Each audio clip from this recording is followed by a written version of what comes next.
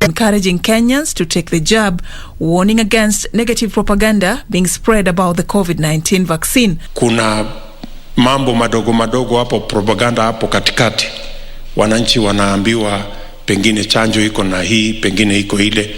Mimi nataka niwaambie, tuombe kila Mkenya wajitokeze, Wakenya wote katika kila sehemu ya Kenya wajitokeze ili tupate vaccination.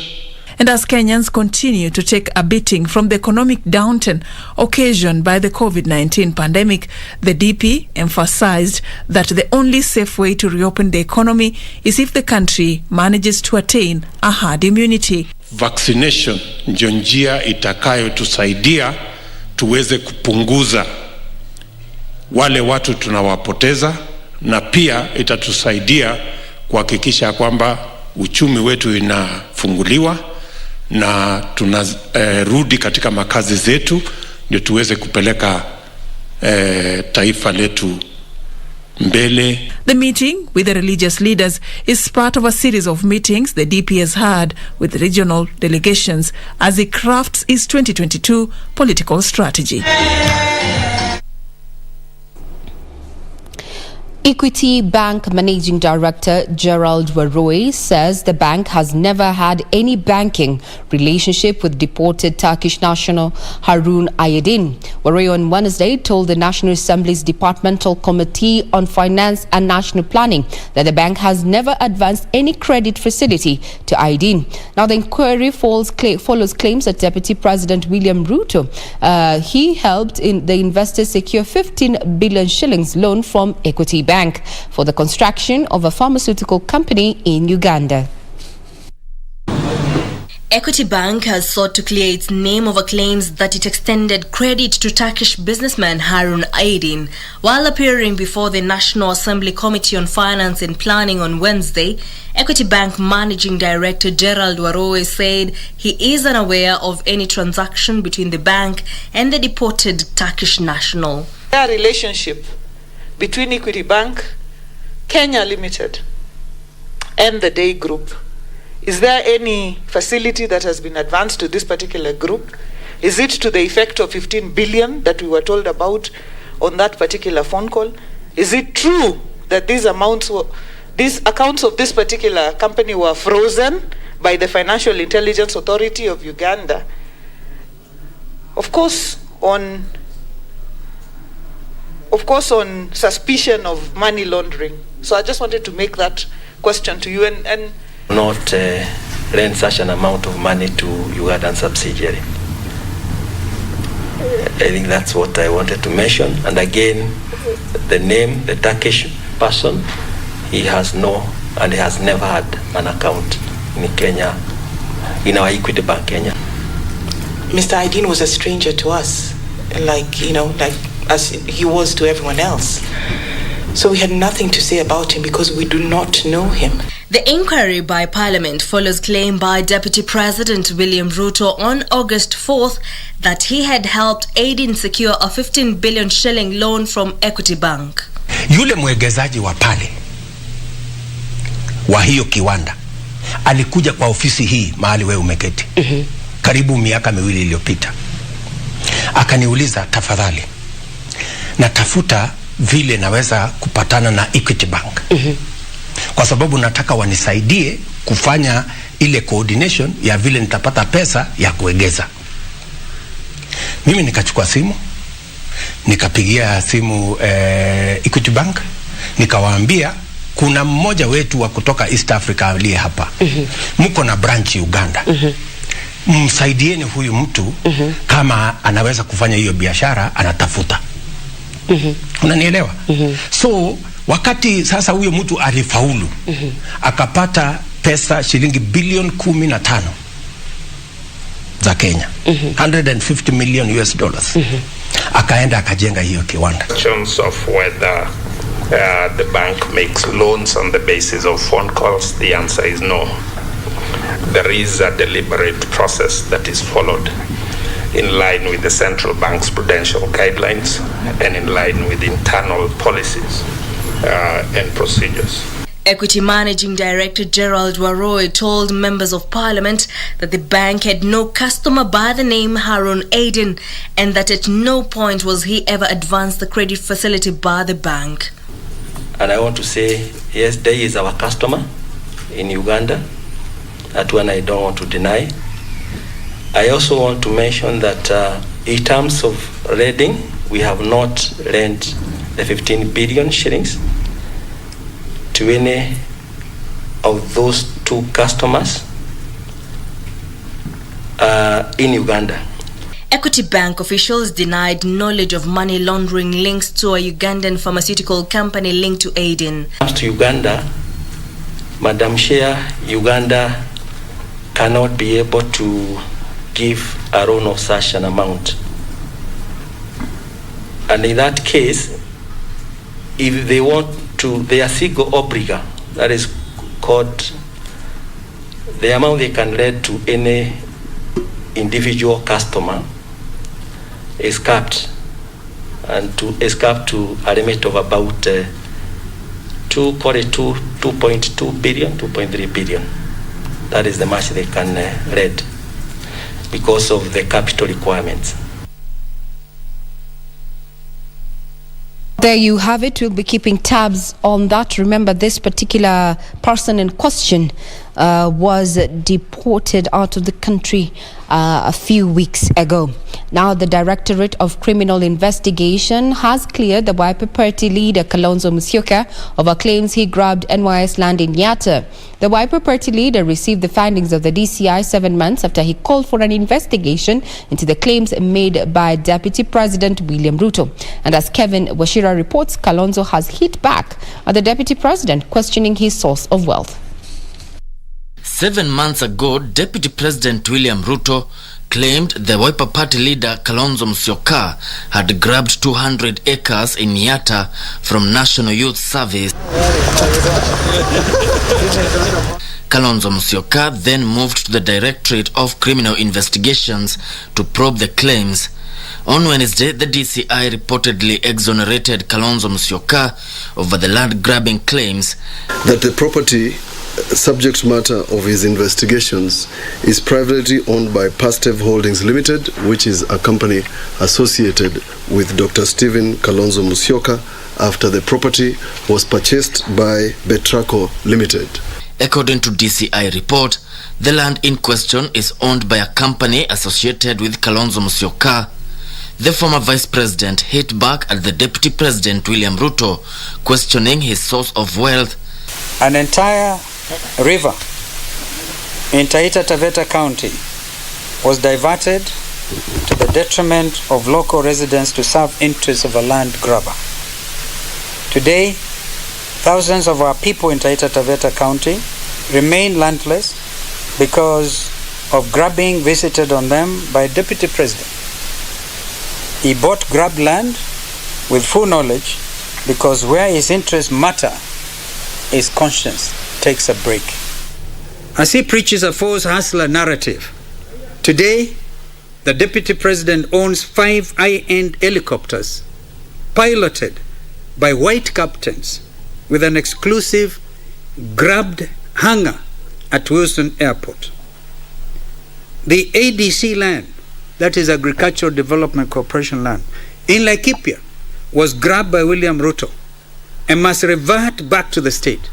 Kalonzo, who has declared interest in the presidency in next year's general election, says he would recover stolen public wealth if he becomes president.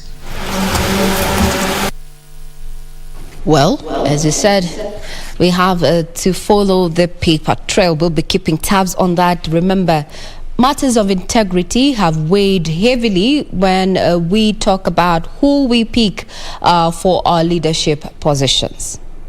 Pond on that, it's quite rhetoric.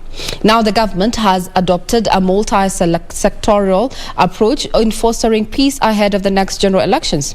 Interior Cabinet Secretary Dr. Fred Matiang'i says that besides security measures put in place, they are working closely with faith-based organizations and players in different sectors of the economy to propagate peace to avert a repeat election-related mayhem. Only a year to the next general election, the government is not relenting in avoiding a recurrence of election violence.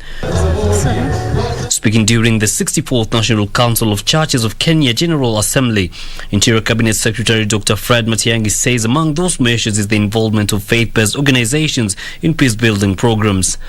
So where you have meetings organized by NCCK for youth, we need to make sure, Stafam will make sure our county commissioners are there. They work with these young people to preach peace across the country, to talk to their fellow young people, to avoid being misused and to belong to gangs, to avoid being abused by political leaders. We are focusing now on active social groups like the border, and through NTSA we want to begin building structures that we work directly with Matatu owners, Matatu welfare associations in various areas, and Matatu circles, because they bring together critical role players in reaching out to our population as we go forward. Matiang'i said security will be beefed in areas identified as hotspots for violence, adding that the government is better prepared this time round to curb chaos during elections.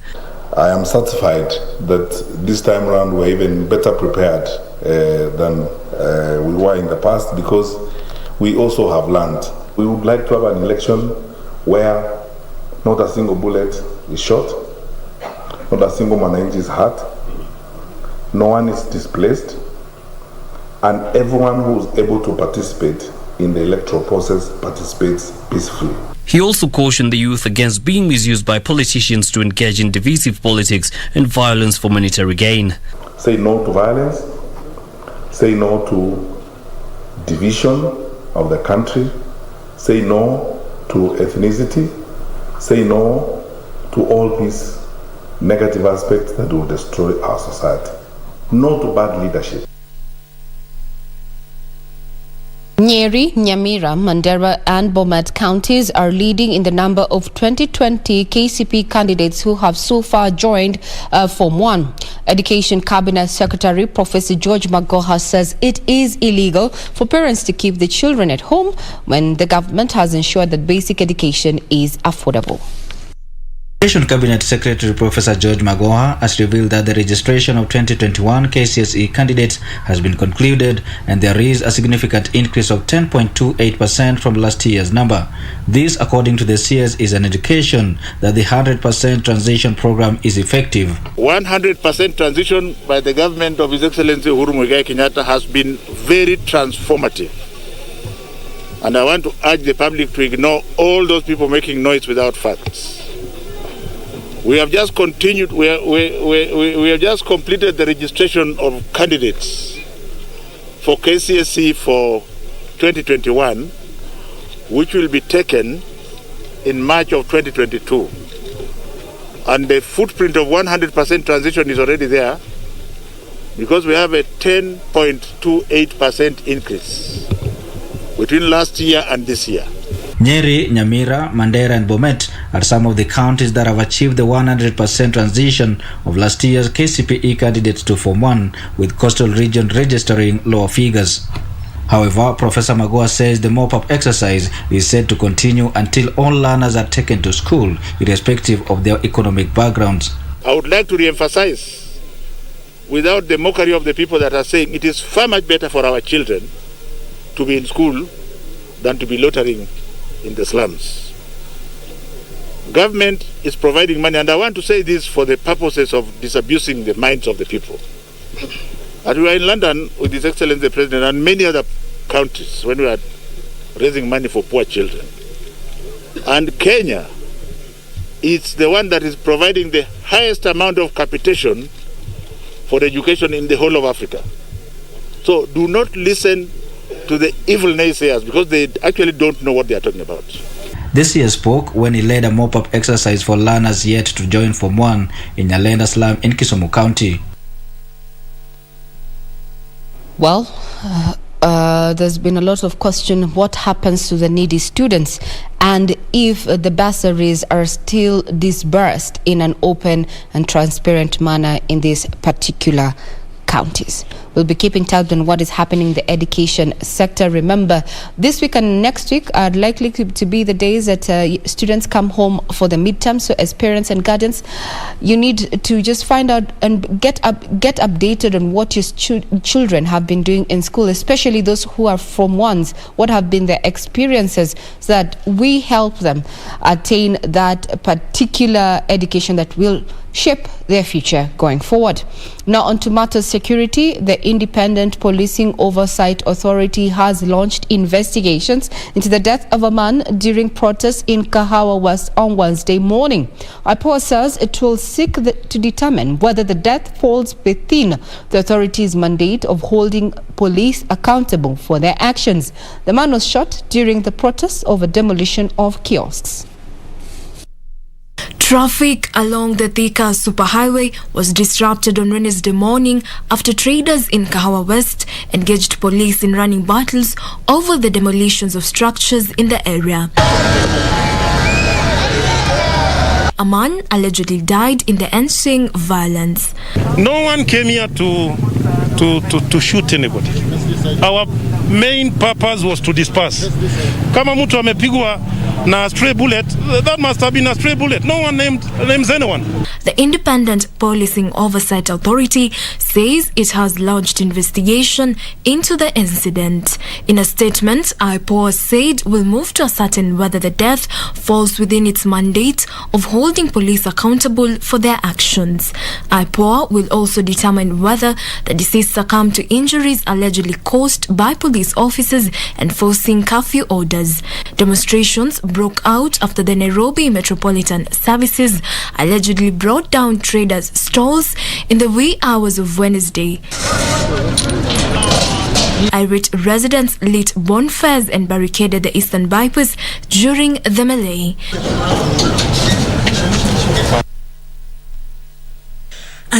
To the corridors of justice, Evans Juma Wanjala, the man accused of multiple killings in Moy's Bridge, has pleaded not guilty. Wanjala was on Wednesday charged in a Kapenguria court with 3 accounts of murder. He is alleged to have killed 5 children in Moy's Bridge, Uasin Gishu County.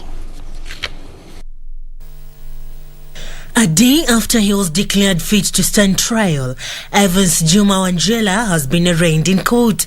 The self-confessed serial killer, however, pleaded not guilty to 3 counts of murder before the High Court in Kapenguria. Evans Juma Wanjala is accused of killing 5 young girls in Moy's Bridge, Uasin Gishu County between December 2019 and June 2021. Justice Bononga directed the case be mentioned on the 8th of September at the Eldoret High Court. Hiyo mambo yote yatashughulikiwa na jaji, atakuwa na hiyo majukumu mnamo wa tarehe 8 mwezi wa 9 kule Eldoret. Meanwhile, Mohammed Said Shute has filed a petition in court against Marsabit Governor Mohammed Ali of alleged misappropriation of 119 million shillings allocated for the COVID-19 pandemic response in the county. The petitioner wants the court to order the governor to present statements of account on all statutory deductions and remittance and pensions made from all county staff from the period of 2017 to June 2021, and the respondents compelled to pay all the pending and audited bills from the said years, and their personal accounts be audited in order to enable him know how the funds were spent. Finally, after a long wait for justice for 3 years, the Solai Dam case where 48 people lost their lives is set to kick off in 2 weeks at the Naivasha Law Courts. This follows a directive by the High Court to allow the victims of the tragedy be represented in court by Senior Counsel John Chigete. The judge had earlier on noted that the victims of the case, who were represented by the DPP, were never given a chance to have their grievances heard. Well, with that, from the corridors of justice leads us to a first breather, but we are not done. We have so much that has been making headlines in the business arena as well as matter sports. So do keep it right here.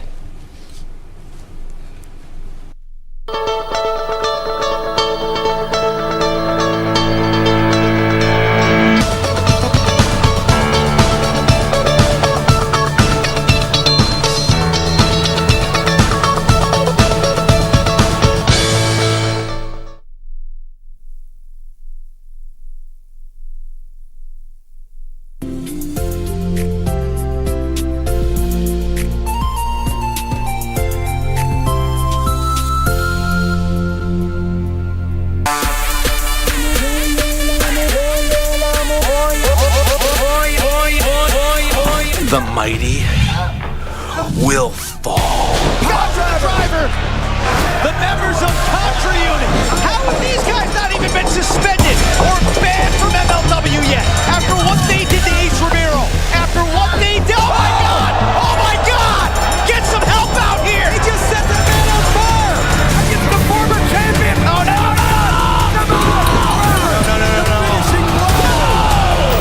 These guys they're all about violence. They say they're global gamers in violence.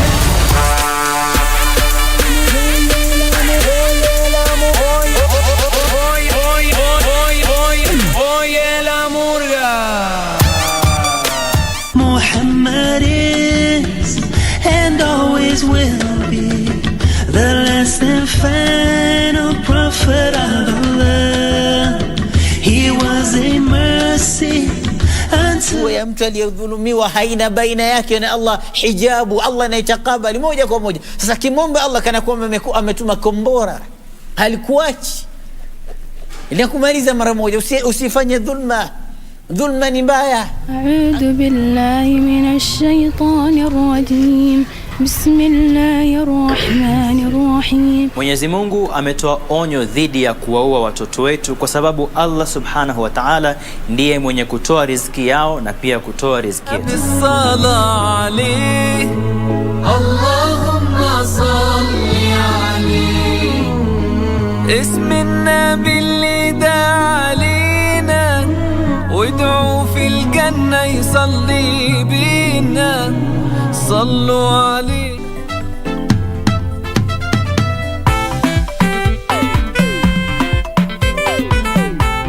Will you focus, you cabbage face? This kind of speech is for those who use their brains. You, on the other hand, could use water and soap. Guys! Julia and Vala, I've eaten all the food. Now we are going to die in the jungle. Will you keep your voice down? You know, I had no plan of going out like this, just so you know. And Julia, just know you are the worst planner in the history of planning. What is your problem, eh? Why can't you just enjoy the trip like the rest of us? We might have taken the wrong van. Whose van is this? I'm feeling the music in the air. Classmates, every Saturday on KBC.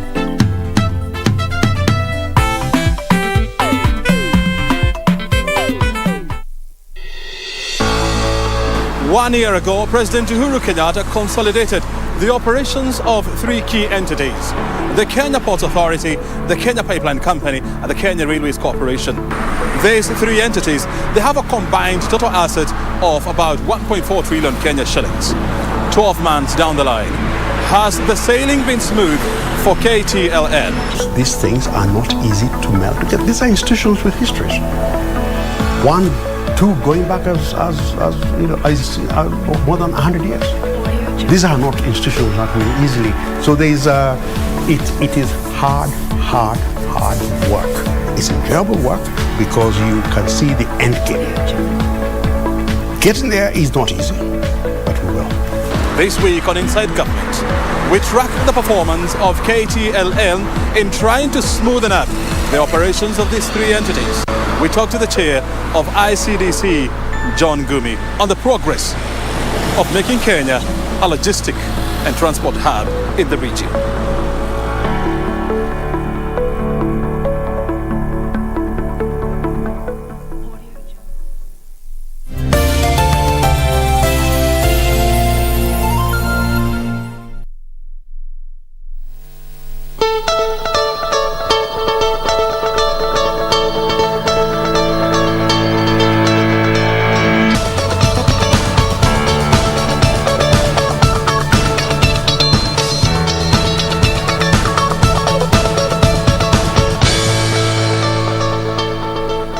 Well, there's so much happening here on the back, in the studio where you can see us. A lot of conversation, but we'll be telling you at the tail end of this particular program why chicken should be on your menu in the next 3, 4, 5 days. Kuna wenye wanapenda kienyeji, kuna wenye wanapenda broiler. Personally, chicken ain't my thing. I've never seen such an ugly creature in God's creation.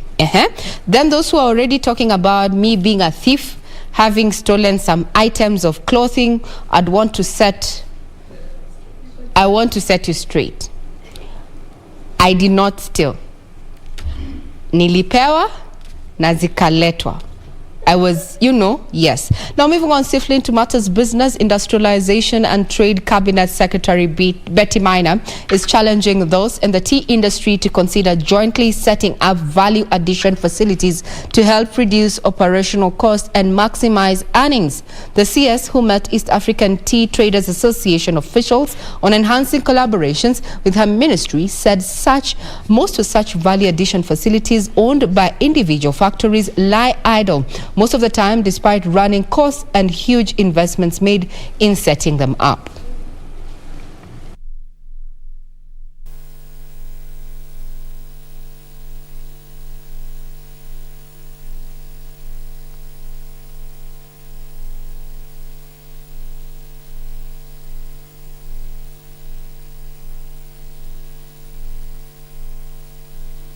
I think my comment about the chicken and, has affected even a bit of a technical coverage there. Some machines have gone on, But that, as you say, is just machines, and we can't really fully rely on them. But we are not down. We may be down, but we're not out. We have so much lined up for you. And as we said here, Thursday is the new Friday. You need to know why chicken should be on your menu. But if you're people like me who don't enjoy that, well, we can sit on the other end. Well, we have Jane, Victor, and Doreen, Traffic Marshal A1, who needs to tell us why we need to look at, traffic-headed Western this week. Over to you, Doreen. Let me choose to say, I will not indulge on telling you why traffic is headed to Western, or on telling you anything about the Western side. In fact, Regina, we shall revisit. How could you have the audacity to call chicken the ugliest animal? That thing is... How? Even before you do traffic, how? We should charge you. Why? Anyway, let's look at... You won't even say a thing. Let's look at the roads. Let's look at the roads first. What do you want to say? Before you continue, if Regina is saying that the guano is ugly, what about the warthog? Surely, I mean, it must be the most beautiful animal then.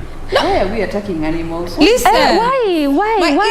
Then why did you attack? Why did you attack chicken? What happens to protecting these animals? And we talked about this yesterday, by the way, on the donkey. Uliwasha moto. Mimi nasema napenda mandazi. I'm done. Tunaongelelea wanyama, lakini wacha tuangalie barabara kwanza. So this morning, let me not hear anybody talk about samaki, tafadhali. Wait a minute. It is time for us to look. It is time. Lakini do not comment about fish. All right, at 10 minutes past 7 a.m., time for us to take a look at what is happening on the roads in terms of traffic. And this morning, we shall be focusing actually on 3 specific sleep roads. That is Kirinyaga Road, Kipande Road, as well as State House Road, given the fact that it's one of those good alternative routes, especially as we know there's still some sections along Waiyaki Way which have been closed. And again, it's just obvious because of that expressway which is being constructed there. So perhaps you can begin from, and the other one is Muranga Road actually. So we can perhaps begin from Kipande Road.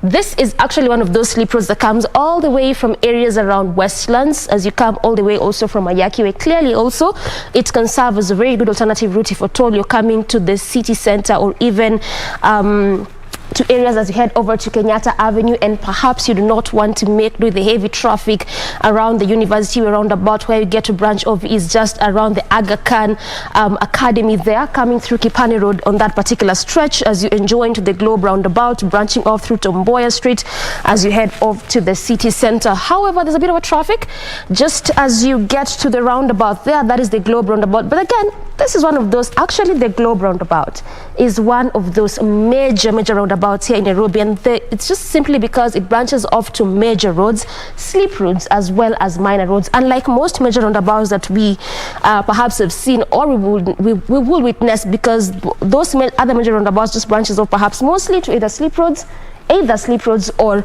major roads. But this specific one actually branches to all of that. There's Murang'a Road, there's Kipande Road coming all the way from Thika Superhighway as you branch off as well to Kirinyaga Road. There's Tomboya Street there, as well as on the other section of University Way as you head over to State House Road. So clearly this makes it one of those major roundabouts, and that is why oftentimes, especially in this early morning hour, you'd clearly witness heavy kind of traffic along this route. But also the beauty is that all the time the traffic police are always stationed on most of this roads that branches off there to just try and see how best they can control the traffic there, because like I mentioned, one of those major and busy roundabouts. So whether or not there's ongoing road works, oftentimes there's usually heavy kind of traffic just because of that particular reason. And clearly as you leave areas around Thika Superhighway, just coming through Murang'a Road, the same is being witnessed specific to that lane that is coming to the city center. Again, it's just quite obvious because I mean it's the early morning hour, so obviously a lot of activities as you come to the CBD, and this is why we are seeing that kind of traffic. In fact, on that particular section at a standstill, not moving at all. The same also being witnessed on Long Kipande Road, specific to that lane that is leaving areas around Wayaki Way, coming through Westlands as you enjoy into city center via Kipande Road there. So that is how it's looking like this morning in terms of traffic. Perhaps we need not look at any alternative routes, but clearly that is what's going to be our focus this morning when we look at the roads, just basically trying to see how most of these slip roads are looking like in terms of traffic.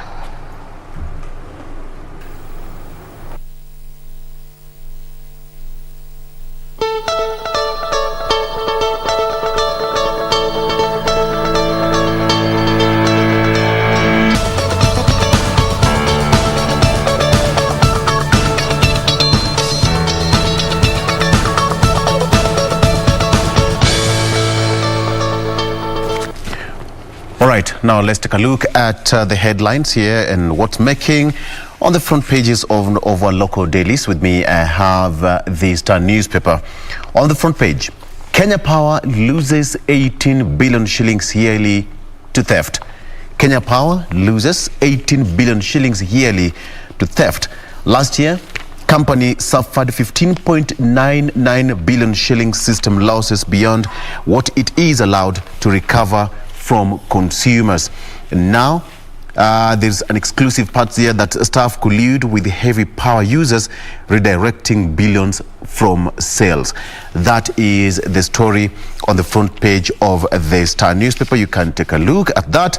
And still on the front page, President allies crafting Mount Kenya Region Unity Pact. A section of Mount Kenya leaders allied to President Uhuru Kenyatta held a meeting with the heads of political parties to consult on the unity of the region. The closed-door meeting, which was held at a Nairobi hotel, was attended by representatives of 11 registered parties. That is now what's happening in the political world in Kenya here. And still on politics, Kenyatta men divided on DP route removal bid. President Kenyatta's allies are divided on whether to impeach Deputy President William Ruto days after the head of state dared him to resign. It has, however, emerged a meeting could be held today, bringing together Uhuru's political lieutenants to plot the DP's removal as the political war hits, or rather heads to parliament. You can take a look at that story. Of course, the political temperatures continue to rise on a daily basis. And there's a picture there of Professor George Magoha now having that door-to-door campaign to flash out from one students who sat for the KCSE and are yet to report to school. And he said that he's on a mission to ensure that every student goes to school. There you have the story there. Uhuru allies continues to have the consultation for them to have a region's unity. There could be a meeting today to forge way forward. Yesterday we did a story here about the bishop. That is Bishop Murithi now wants DNA test in child upkeep case. Magistrate refuses to bar media coverage until gag order in another case is read. Now, the bishop, through his lawyer, says that he wants a DNA test to ascertain the real paternity of, what should he say? To claim whether he's the real father of the child. That is what's making on that particular page. And just briefly, Jen, before I give you, Kenya is now contemplating to replace AstraZeneca with Johnson & Johnson. The Minister of Health will not buy the vaccine and will now position the single-dose Johnson & Johnson as a primary jab. Now, head of the vaccines rollout task force, Willis Ahwale, said J&J will be cheaper for Kenya because it has fewer logistical requirements and will be easy to deploy to remote areas. So we are yet to see how the Minister of Health will handle that moving forward. Jen. Well, it's the sound logic behind that, but again, it boils down to what the ministry deems necessary for our country. Now, let's quickly go through the front page of the Daily Nation. Not much that has been featured here, but starting with the first story here on the header in line with COVID-19, and it reads, why vaccine will save your life at there was a study that was done in the U.S., featured a number of states, that was done between the 1st of May through to the 24th of July rather. And from that report, it indicated over 90% of those people who are admitted in hospitals due to COVID-19 complications haven't been vaccinated. They haven't been vaccinated. Most patients, and even here in Kenya, it is something that the ministry has also noted, that most patients at city hospitals are not vaccinated, as opposed to those who have been vaccinated and are at hospitals. That is the story that has been given prominence here. And coming to the main read here on the front page, the race against time, and pictured therein we have His Excellency President Uhuru Kenyatta. And as the clock ticks towards the end of his rule as president, it seems that he has a pile of unfinished business. And what business is this, you ask? Well, looking at his legacy projects, what he will be remembered by, this boils down to the Big Four agenda, national unity, 2022 succession, and of course the Mount Kenya block, which is something that has been on the media every single day and is expected to be so up until we get to that point when we see who will be the next president. And finally, coming to what happened in Tanzania yesterday, as a 30-year-old man kills 4 in a Dar gun rampage. This is something that was happening around one of the most secure places in Dar es Salaam. We'll be giving you details of this in a bit, so do keep it here to catch up with that. But before then, Doreen. Just come to the front page of the People's Daily, as Regina would always like to put it. Keep your comments, feedback coming through. And I'm seeing one here on Facebook. Nani meambiwa? Charge Ray at your own risk. We are watching you. By the J sina ubaya. That is J. J on Facebook amesema ni wachane na Regina nisi mcharge sina ubaya. Nimetustaki aongelele snaki yetu vibaya, but sina ubaya. I got peeps on my corner. Yes. Regina. Okay, leave us. All right, so keep your feedback coming. We'll obviously be sampling them through as you continue with this live production there. But let's just come to the front page of the People's Daily, and perhaps you can begin from the COVID-19 matter, where now Kenyans in mad rush to get the COVID jab, whereby at least more than 3,000 people get the first dose of COVID-19 jab in 4 days, a departure from how it was during the first time when the doses came into the country. Right now, it looks like people are becoming more easy to at least get this COVID-19 vaccine, and we know that the government is still on that rush to try and ensure that before December, they would have at least vaccinated 10 million Kenyans there. All right, let's come to politics now, and why OCA meeting failed to take off. Remember that this particular meeting was supposed to be held yesterday on Wednesday, where the OCA leaders were to meet the ODM chief as well as the president, just to discuss and try and find the way forward. But Raila being away and jitters in both camps over agenda led to that postponement of that particular meeting. A specific date hasn't quite been put for when it will take place, but it just was postponed there. Also, Equity disowns Ruto's 15 billion loan claim. That is in regards to the businessman Harun Ayedin. We also had that particular story on the news briefs this morning.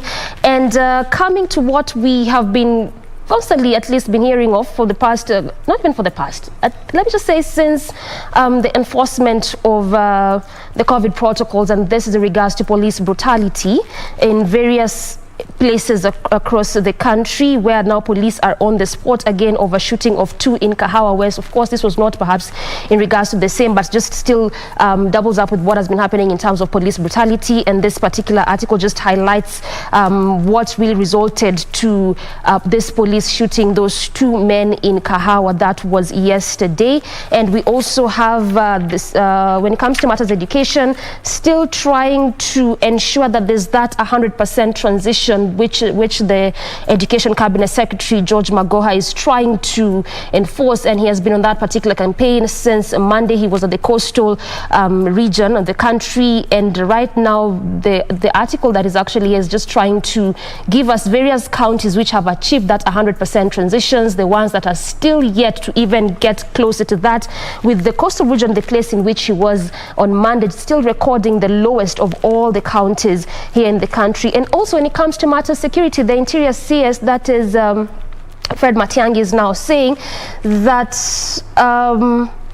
as we gear up towards elections, they are warning Kenyans of what they post on social media, just decrying of the abuse of social media platforms, warning that the government will start monitoring the same as the country heads over to 2022 general elections. So it simply means if you're someone who really loves to use social media, just check on what you post, because right now the government is planning to monitor that as we gear up towards 2022 general election. Regina, over to you. I want to pick it up from there, that particular warning by Matiang'i over social media users ahead of the general election 2022. We have gone through that phase as a country. And we also, if we go at what, media, not just social media, now this in the age of social media, but we know that the media plays a major role when it comes to agenda setting as well as information dispersion.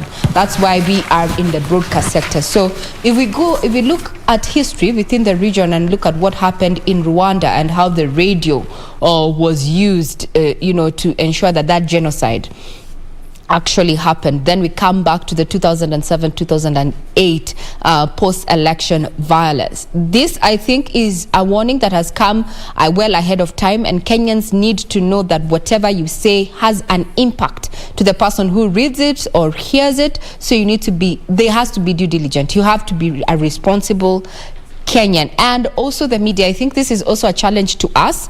How are we disseminating information? Are we debunking myths and lies and focusing on facts? And that's the question I would want to ask all of us who are in the media. What is the plan in as far as broadcast is concerned ahead of the general elections 2022 to roll out civic education? Because we have the platform, but do we have the goodwill? Do we have the goodwill to share information, crucial information, to Wanjiko so that she understands her rights when it comes to voting, what she needs to look out for? What does the Constitution say? What does the electoral and boundaries, guidelines say? I mean, step by step. I think this is a challenge to us, being part of the media and also on an individual capacity. What are you doing on your individual account on social media? Are you part of the perpetrators who are fueling an already tense moment as we find ourselves as our politicians align themselves ahead of 2022? So that has found itself also on the front page of the Standard, including all that you have mentioned, matters of equity and Harun Aidin there. There's also now the dilemma that the executive find itself. Uhuru's big dilemma over Ruto. Remember, he said from the outset, the president and his deputy's relationship was a time fuse, given the DP's growing ambitions and Uhuru's agenda and succession. We will be keeping tabs on that. So matters of politics, matters of COVID-19, at a time when the government says, we are not forcing our employees and those who are in the front line, but we are encouraging them. I like the word that Hakwale there used, saying we are strongly encouraging them to take the jab. New dynamics there. Government wants to go for the Johnson & Johnson vaccine because it's one dose. But yes, we are here. We'll be keeping tabs. Remember, in the meantime, keep social distancing, mask properly, wash your hands with running water and soap. And what you need to know, and this is a fact, whether you're vaccinated or not, you can still transmit the virus, and also you can still get the virus. So be careful, be safe. Victor. Absolutely. Right. So let me just give you what's happening here. Yesterday, Wiper Party leader Kalonzo Musyoka presented himself to the DCI headquarters, and now Wiper leader Kalonzo Musyoka legally owns a land in Yatta, Machakos County. That is according to a report. The 200 acres piece of land has been in question as it originally belonged to the National Youth Service. Now, Kalonzo yesterday walked to the Directorate of Criminal Investigations headquarters on Kiambu Road, Nairobi, where he was given a report on the findings of the issue. So he launched a scathing attack on Deputy President William Ruto, who had claimed Kalonzo grabbed the land, but now Kalonzo said that he acquired that piece of land legally. All right. Again, matters money. Equity Bank disowns Ruto's 15 billion shillings claim. MD says that they have not advanced any credit facility of the said amount to pharmaceutical firm in Uganda. Harun Aidin of Turkey, who is also alleged to have obtained 15 billion shillings from Equity Bank to set up a pharmaceutical plant in Uganda, is a stranger to the institution's records. That is what MPs were told yesterday. Equity Bank Managing Director Gerald Warui told MPs probing the multi-billion transaction that the TAC is not only having no account to the bank, but equally has no history of credit facility at the financial institution. Remember, during an interview with the Deputy President fortnight ago, he said that it was just a single phone call that guaranteed Aidin 15 billion shillings to set up the factory in Uganda. But now, when the Equity Bank was being probed by the parliamentary committee, they said they don't have such a person holding an account with them. Okay. Jill. That story has also been featured here, and they went ahead to actually put together these caricatures that they actually usually feature here on this particular daily. Yes. Just showing a phone ringing, DP on one side, then there's someone dodging the phone itself. Unaona miguu, viatu zimeachwa hapo. DP yako ile upande na ingi anasema hello, hello, hello. And one phone imeandikwa Equity, inaitwa Equity. Na hiyo ingine ni DP hiyo pande ingine. We'll get a better picture for you on our social platform. Now let's come to this particular piece and focus on this story concerning the COVID-19 situation. This is on page 10. Let me just quickly turn there. So COVID-19 is hitting the unvaccinated population harder than those that have been vaccinated. Whether you had the first jab or fully inoculated, you stand better chances than someone who hasn't received the vaccination at all. And unvaccinated patients are taking the hardest hit from COVID-19 infections and forming the bulk of admissions in hospitals, and more so those that need oxygen support in the ICU units. And looking at an example like the Buruburu-based Metropolitan Hospital, just looking at the month of August, so far they have had 113 patients. And by the 24th of August, they had admitted 113 patients with COVID-19 infections. And out of this, only 10 had received the jab and only 2 were fully vaccinated. So showing you that the bigger bulk of this percentage, actually they've put it at about 82%, had not been vaccinated, and those are the very same ones that are on oxygen support. And this story has also been backed by the CDC, that on Tuesday released a study that showed the unvaccinated people are 29 times more likely to be hospitalized with severe COVID-19 disease. And this is a study that was done between the 1st of May through to the 25th of July. And more so looking at this new variant, the Delta variant, because as per this report as well, only 5% of people who have been fully vaccinated have been affected by this new variant, showing you that still, if you haven't been vaccinated, you stand disadvantaged when it comes to the fight against COVID-19. Doreen. Just during before you picked it up, yeah? There's a story here, and I think it's worth reading. Is that the grandmother of the slain two gentlemen from Embu, the now renowned Kienjokoma brothers, Benson Jiru and Emmanuel Mutura, their grandmother was interred yesterday. According to the family, Gladys Embu suffered from depression after her grandsons were killed and died on Friday last week. She was buried yesterday at the age of 94. So the family said that she fell sick soon after the burial of her grandsons and was rushed to Runyenjes Level 4 hospital. She died a week after the burial of her grandsons. Now, this is just to put it this way. The granny, 94, perhaps had more lives to live, more years ahead of her, had the two grandsons lived. True or false? Because now, the two gentlemen were allegedly killed, and 6 police officers are still under police custody. But then now, the granny is also dead because of depression. You can imagine the ripple effect. So the two gentlemen were buried a week ago, and now their granny, 94, also followed. So you can imagine the ripple effect in that family now. So anytime before you think of doing something of that kind, just think about it. Just think about it. So you can imagine the granny went with all the bitterness. And perhaps now she was blaming those people who killed her grandsons. That is just the love. The grannies and their grandkids. All right, let's be human. Let's be human. Doreen? I mean, it's so sad, and I can just imagine the mother of those two boys. Now, the two boys died, the grandmother died. Like, what?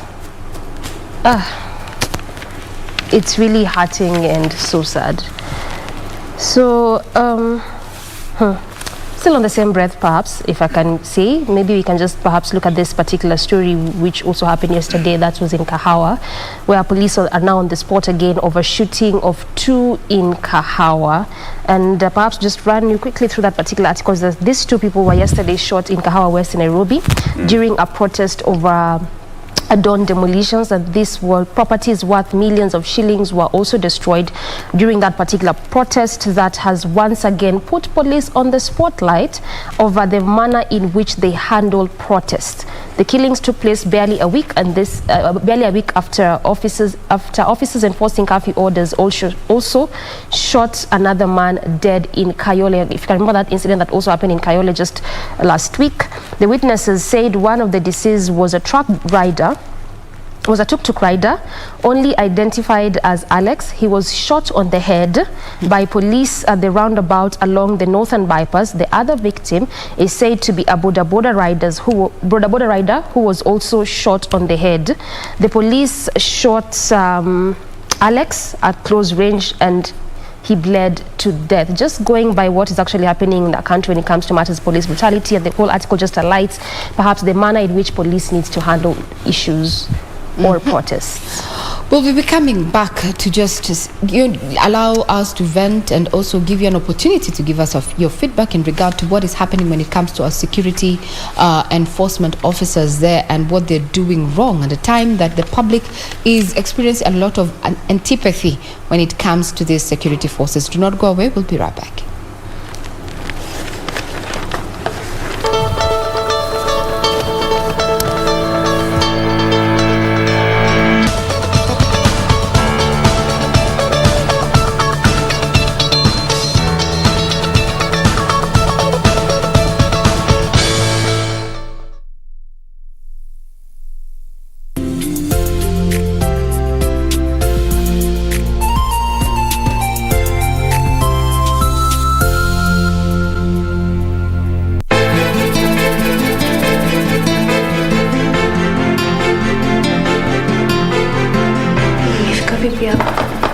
Na hapa ni kwa nani?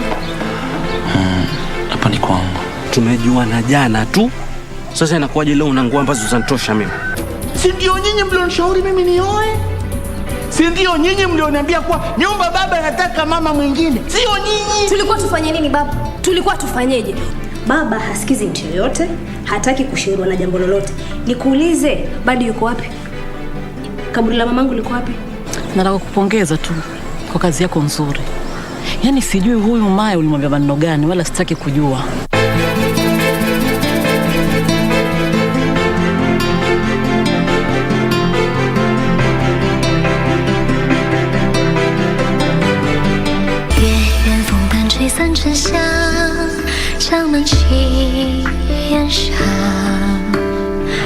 I will kill you! So it's not true? I guess it was you who was colluding with them. Nonsense! I was almost killed by that man that night. You heard her. She doesn't want you here. I have to say, you're a spy. How dare you come visit us? This journey is very dangerous, son. Father, if it's really dangerous, then I have more reason to go. I can be of some help to you.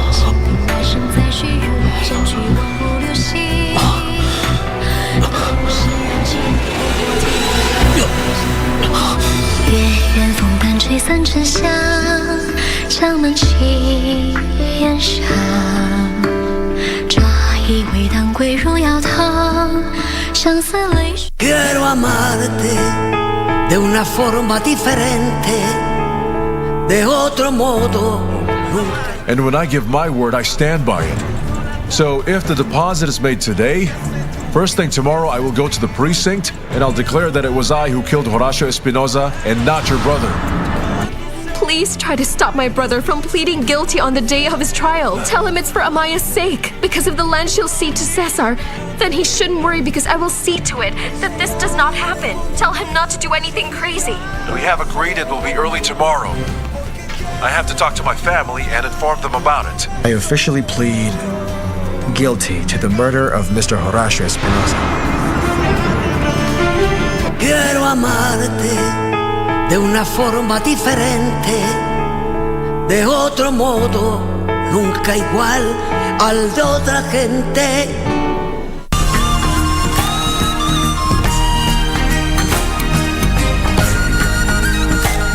Talking about animals, look, a herd of buffalo. This week on Zurura, Hii kazi mimi leo ninafanya. we take you on a journey from farm to shop. Rock climbing. My toes feel like sardines. We'll also get your adrenaline pumping with a rigorous activity. You can get lost here easily, yeah? You get to find out what conservancies actually do. Expand my mind. And yes, that's all coming right up on Zurura. Find your adventure.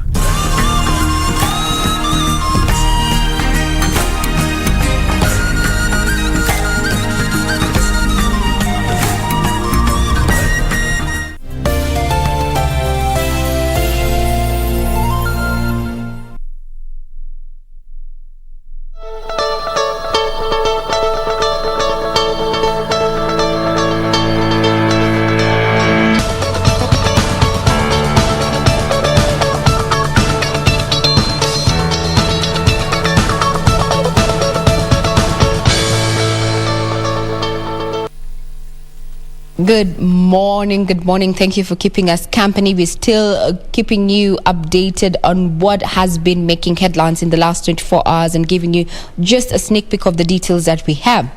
Now, I don't know among you who has studied in your native language. Doreen, did you ever study in your native language? No. Jane? No. Victor? Yes, I did. Good. Now the story is about you. Tell us first. I think you will be telling us your grade soon after. Now, according to a Tusome report, says the use of local languages is negatively affecting grasp of the two language subjects, that is English and Kiswahili. And the report recommends that the number of language lessons per week be increased to 5. Basically, our pupils and students who are learning in their native languages are doing poorly in Swahili and English. Now, basing on your eloquence, in English there, Victor, I think you fall far from this particular report. You're not within this sample size. Now, a baseline report by Tusome, a program funded by USAID and the Kenyan government, says the use of local languages negatively affects the grasp of the two language subjects. Thus, the local language is used during English instruction is negatively associated with both English and Kiswahili reading fluency, with pupils from such classrooms scoring 7 to 12 correct words per minute, lower than the average. I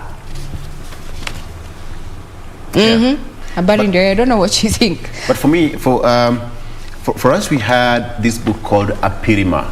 It was just like it was a Luo story book, which were being used, it was being used way back in class 1, nursery school, class 1, class 2, so that you have that grasp of your mother tongue, because you realize that there's some people who do not even know how to respond to a simple greeting in their mother tongue. So we are being taught how to pronounce certain insects, like the grasshopper, the name of the birds, we had sheep, all those, the basics basically.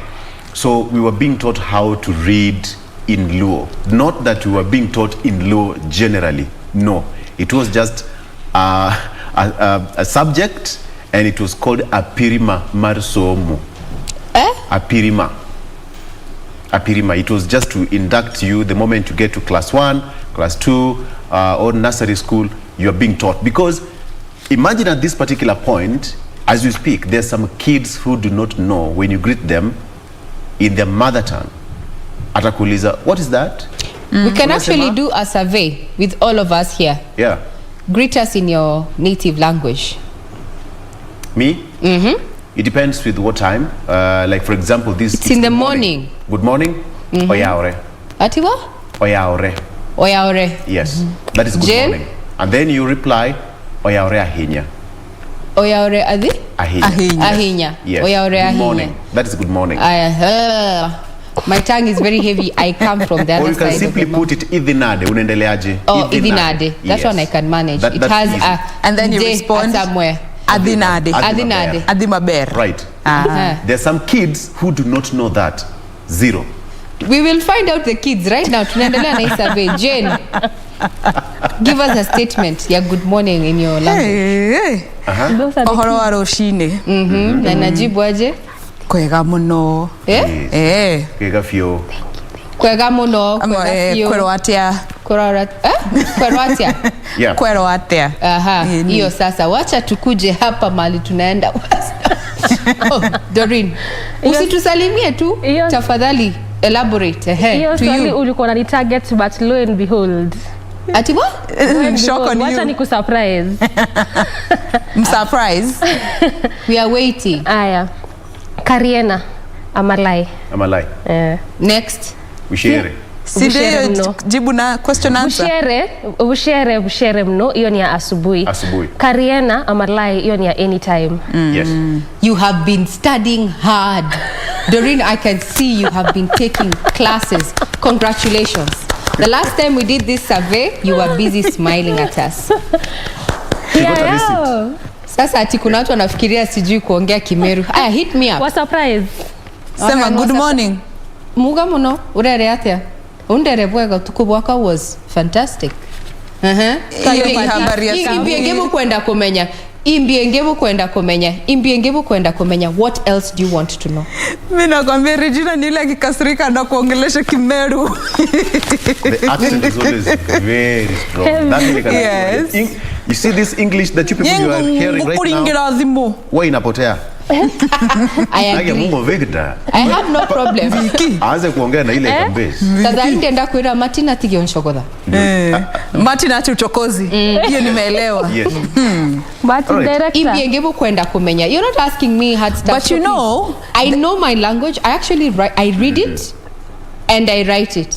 Nice. But you see now, Regina, the good thing about understanding your native language, because when you go back to the village, remember we have got, our beautiful ladies in the village who, they cannot speak English or Kiswahili. The only language they know is their mother tongue. And they feel so good when you go back there and talk to them in that language they understand. I'm talking about our shosho, yes. the old men there. Yeah. Yes. Even you, when you go back to the village for a day or two, yeah, you know, you want to speak Kizungu mingi, go back there and speak your like native them. language. Yeah. But you know, the interesting thing is children will learn a new language faster than a grown-up.